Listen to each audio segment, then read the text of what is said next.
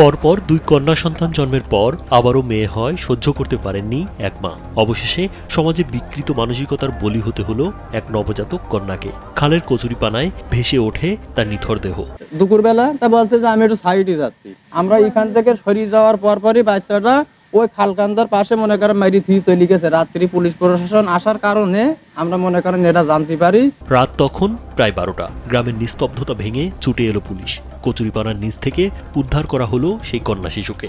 কয়েক ঘন্টা আগেই যাকে বুকের দুধ খাওয়াচ্ছিলেন মা শারমিন আক্তার, এখন সেই মাই নিজ হাতে নিজের সন্তানকে হত্যার আসামি। মা হয়ে যদি বাচ্চা খুন করতে পারে তার আমরা ফাঁসি চাই, ওর মার দরকার না। আমাদের দুনিয়ায় বেঁচে থাকার কোনো প্রয়োজনই আসে না, আমরা ফাঁসি চাই এক হিসাবে।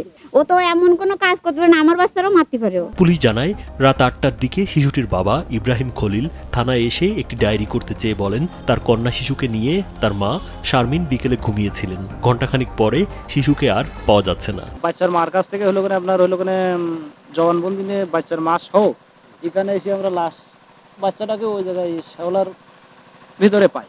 ওই শিশুর বাবার কথা অসংলগ্ন আরও সন্দেহজনক মনে হয়। পুলিশ ঘটনাস্থলে গিয়ে শিশুটির মা শারমিনের সঙ্গে কথা বলে। জিজ্ঞাসাবাদের এক পর্যায়ে তিনি স্বীকার করেন তাদের 5 বছর ও 1.5 বছর বয়সী দুই কন্যা শিশু রয়েছে। দুই কন্যার পর আবারও কন্যা সন্তান জন্ম নেওয়ায় শিশুটিকে পার্শ্ববর্তী খালে ছুঁড়ে ফেলে দিয়েছেন তিনি। পেটেতে আল্ট্রাসাউন্ড করে দিচ্ছে 5 মাস যখন, তাই তখন তো ওই গন্ডগোল, স্বামী স্ত্রী খালি গন্ডগোল হয়। তাহলে তুই ফেলি নষ্ট করে দে। এখন পুলিশও তো বললো যে নষ্ট করে দিয়ে দাওনি কেন, তাহলে তো তোমার কিছু তুমি মেরি ফেলি লিখে। তার স্বীকারোক্তি অনুযায়ী খালের কচুরিপানার মধ্য থেকে রাত 12টার পর শিশুটিকে উদ্ধার করা হয়। পরে হাসপাতালে নেওয়া হলে চিকিৎসক তাকে মৃত ঘোষণা করে। মেয়ে হওয়ার কারণে সে মেরি ফেললো, এছাড়া কোনো কারণ নেই। সোমবার রাতে সাতক্ষীরার কোলারোয়ার রঘুনাথপুর গ্রামে এমন হৃদয় বিদারক ঘটনা ঘটে।